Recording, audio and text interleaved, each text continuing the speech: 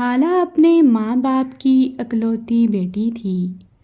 وہ اپنے ماں باپ سے بہت پیار کرتی اور زیادہ تر وقت انہی کے ساتھ گزارتی تھی۔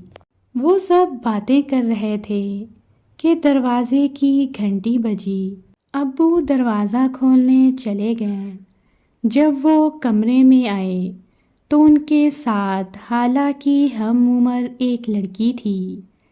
امی کے پوچھنے پر اس نے بتایا، میرا نام بہارے ہے اور میں نور پور گاؤں کے آخری حصے والے گھر میں رہتی ہوں۔ کچھ عرصہ پہلے میرے امی ابو کا انتقال ہو گیا۔ میں اپنے چچا اور چچی کے ساتھ رہتی ہوں۔ ان کے علاوہ میرا کوئی اور رشتہ دار نہیں۔ چچی مجھ پر بہت ظلم کرتی ہیں، سارا دن مجھ سے کام کرواتی ہیں اور مارتی بھی ہیں، اور ہر وقت مجھے گھر سے نکل جانے کا کہتی ہیں۔ چچی مجھے بچا کھچا کھانا دیتی ہیں۔ آج بھی انہوں نے مجھے بہت مارا اور گھر سے نکال دیا۔ حالہ کو بہارے کے بارے میں جان کر بہت دکھ ہوا۔ بہارے نے حالہ کی امی سے درخواست کی کہ آپ مجھے اپنے گھر میں کام پر رکھ لیں، میں ہر کام کر لیتی ہوں۔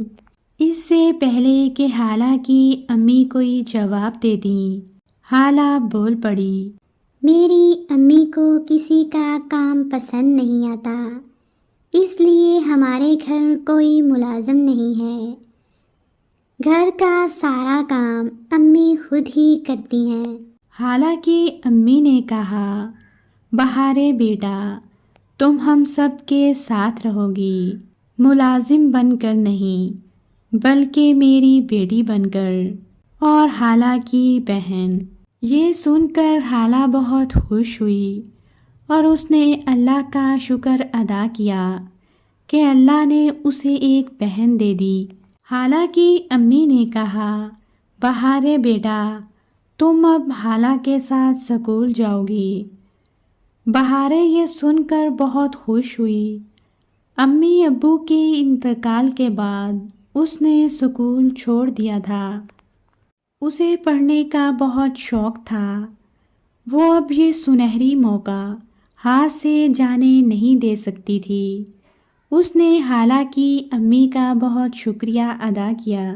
کچھ ہی دنوں میں حالہ اور بہارے بہت اچھی دوستیں بن گئیں اور وہ ہر وقت ساتھ رہتیں۔